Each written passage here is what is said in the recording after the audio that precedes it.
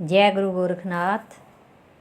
गिरनार पर्वत से चलकर मत्स्येंद्रनाथ तथा गोरखनाथ जी काशीपुरी में आए।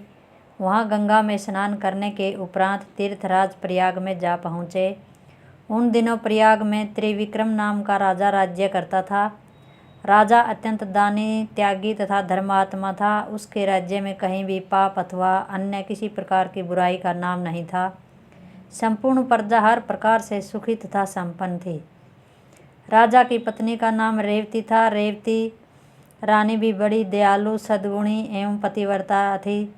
राजा रानी दोनों ही अपनी प्रजा को पुत्र की तरह स्नेह करते थे।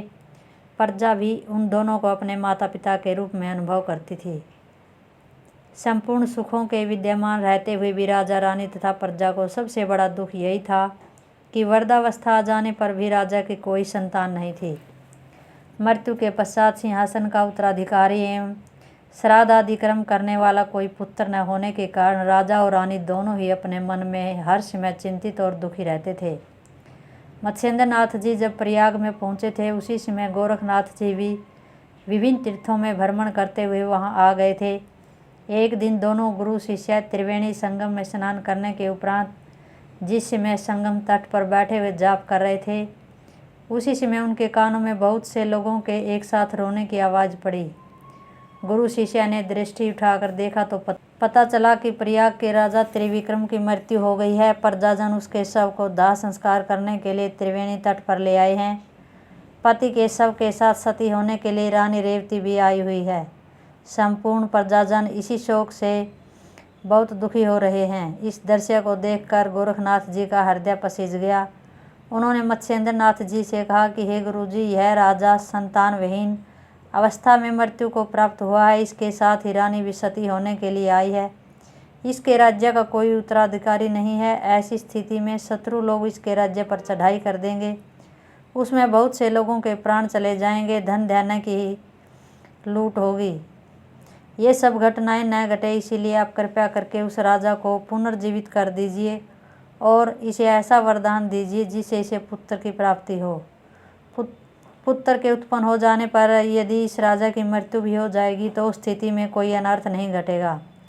यह सुनकर मत्स्येंद्रनाथ जी ने कहा, हे पुत्र, यदि इस राजा के प्राण मस्तक में अटके हुए होते तो मैं इसे पुनर्जीवित कर देता, परंतु यह राजा तो परम धार्मिक तथा ईश्वर भगत था। इस कारण इसके प्राण ब्रह्मांड को फोड़कर बाहर निकले हैं और इसका आत्मा जीवन मुक्त हो गया है। ऐसी स्थिति में इसे पुनर्जीवित कर पाना संभव नहीं है।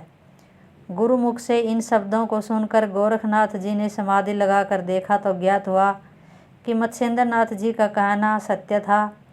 तब गोरखनाथ जी ने अपने गुरु से इस प्रकार कहा, हे गुरुजी, आपका कहना सत्य है, फिर भी इस राजा के मर्त शरीर को पुनर्जीवित करना एकदम असंभव नहीं है।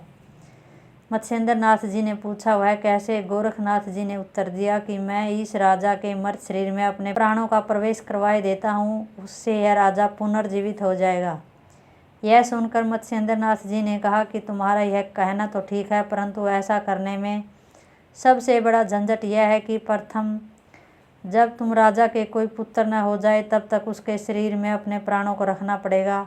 दूसरे, अपने मर्त शरीर को भी उस समय तक पूर्ण सुरक्षित रखना होगा जब तक कि उसमें अपने प्राणों का पुनः प्रवेश न करा दिया जाए।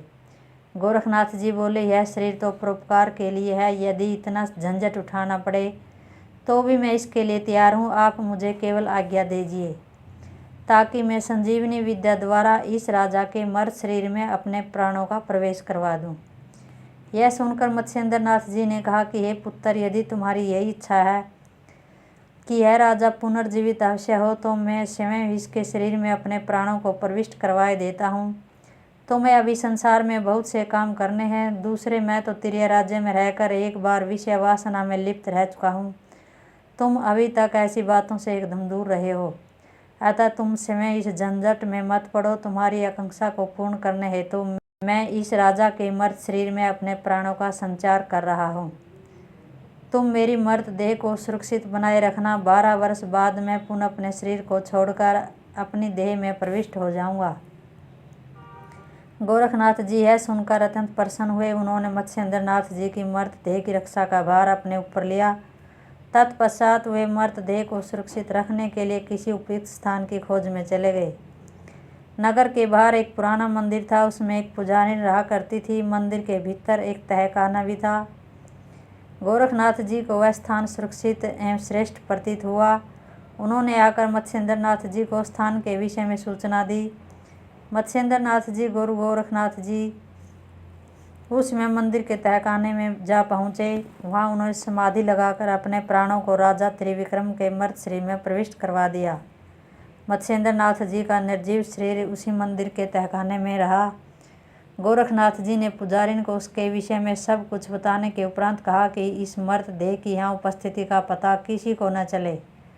पुजारी ने यह बात स्वीकार कर ली। गोरखनाथ जी समय भी उसी शिवालय में रहकर अपने गुरु के मृत शरीर की चौकसी करने लगे।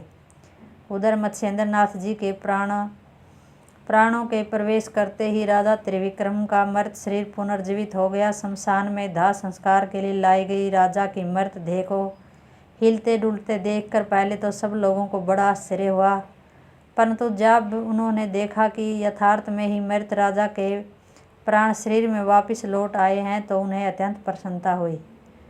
प्रयागवासियों का शोक हर्ष में बदल गया। उन्होंने राजा के शरीर के स्थान पर एक सोने का पुतला बनाकर शमशान में दाह संस्कार करने की क्रिया पूरी की।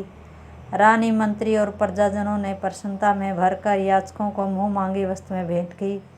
चारों ओर आनंद का समुद्र उमड़ पड़ा। जय गुरु गोरखनाथ।